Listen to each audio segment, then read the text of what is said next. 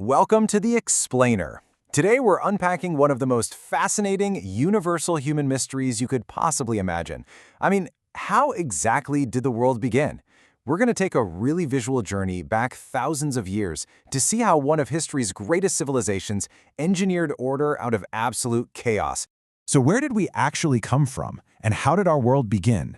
It's a question that has literally driven human curiosity since day one. Long before telescopes or modern physics, our ancestors looked up at the sky, looked down at the dirt, and tried to figure out the profound mystery of their own existence. How does everything come from nothing? And as we're going to see, humans all over the globe independently hit upon some surprisingly similar and frankly brilliant conclusions to explain the unexplainable. Take this, for example. It is absolutely fascinating that the concept of a cosmic egg wasn't just isolated to one place. From the Dogon people in West Africa, where the creator god Amma took the form of an egg, to ancient China, where Pangu shattered an egg to separate heaven and earth, all the way to the epic poetry of Finland, where the world formed from cracked eggshells. People everywhere universally recognize the egg as the ultimate symbol of dormant life just waiting to explode into creation. It's like a shared human baseline for existence. All right, let's look at Section 1, None, the Primordial Waters and Establishing the Baseline of Egyptian Mythology.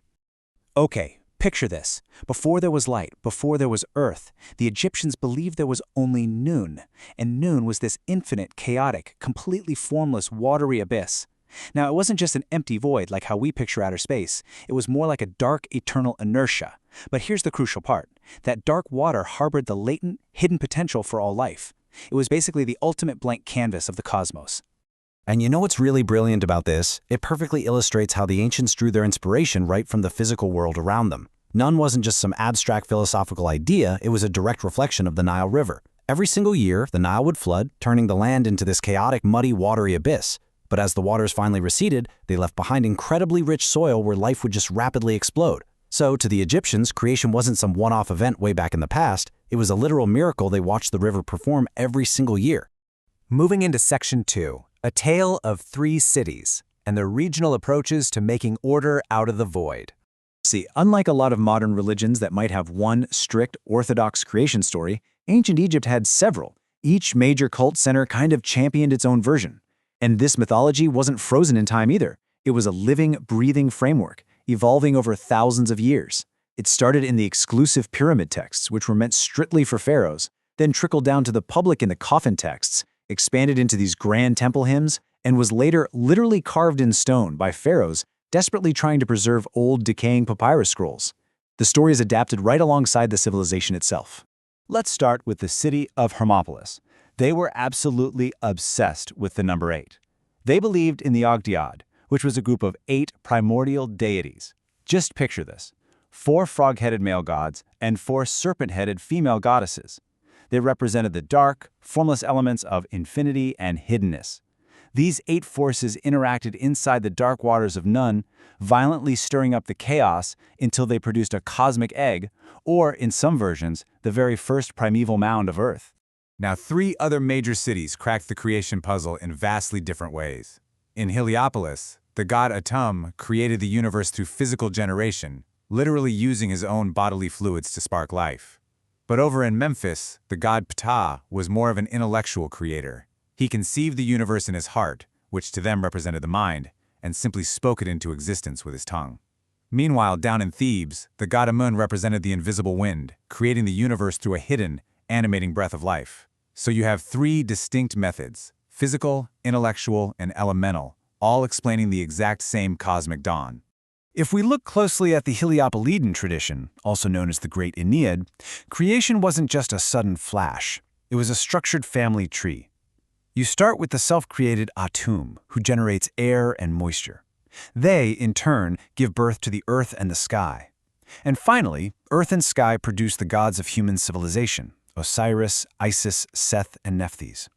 So step by step, it moves from one abstract god down to the very elements of the habitable world, actually separating the sky from the earth just to create a space for us to live. Which brings us to Section 3, the sacred Egyptian lotus, a master symbol of purity and rebirth. So you might be wondering, why does a simple flower matter so much? Well, it's because the blue lotus behaves in a way that seemed like absolute magic to them. It roots itself deep in muddy, dark water, yet it emerges completely pristine. Even more amazing, it closes its petals and sinks beneath the water at dusk, only to rise up and reopen at the exact moment of dawn. To the Egyptians, this flower wasn't just a plant. It was a daily, miraculous 3D reenactment of the sun god emerging from the dark, chaotic waters of Nun. And it definitely wasn't just something pretty to look at. The blue lotus was a massive staple in high society and religion. They processed it for highly valued luxury perfumes, used it heavily in medicinal and healing practices, and laid it out as sacred temple offerings. Modern pharmacology even suggests that when you steep it in wine, the blue lotus can induce a mild euphoria. That means it was actually used to physically enhance the spiritual trances of the priesthood. A real multi-purpose tool. It was deeply woven into their poetry, too. We actually have surviving love songs from the 19th dynasty that affectionately mention sweet-smelling flowers. I love this because it injects so much humanity into our understanding of them. The lotus wasn't just some cold theological icon.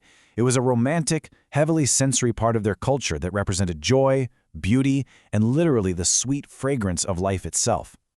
Let's tie it all together in Section 4, Eternal Order from Chaos, and the ultimate purpose of the myths. Everything we've talked about culminates in one absolutely crucial concept: Ma'at.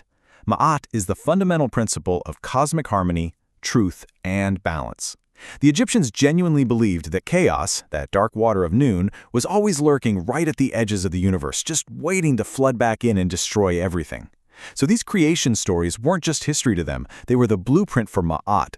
Every ritual, every law, every single action by the pharaoh was explicitly designed to repeat that initial act of creation, holding back the chaos and maintaining the delicate balance of the world. And they literally built this philosophy right into their architecture. When you walked into an ancient Egyptian temple, you were walking straight into a physical 3D model of creation. The massive pylon gates at the entrance imitated the horizon. The towering columns inside were carved to look like giant marshy lotus plants springing up. The deepest, darkest inner sanctuary represented that very first primeval mound of dirt.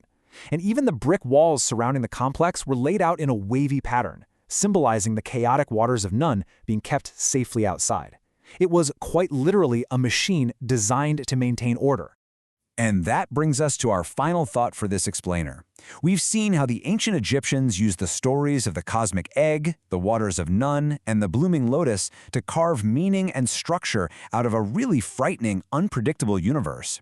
They built a civilization that lasted thousands of years on the foundation of those narratives. So it leaves us with a pretty powerful question. If the ancients used these specific myths to build order out of chaos, what are the stories, structures, and beliefs that we tell ourselves today to find balance in our own chaotic world?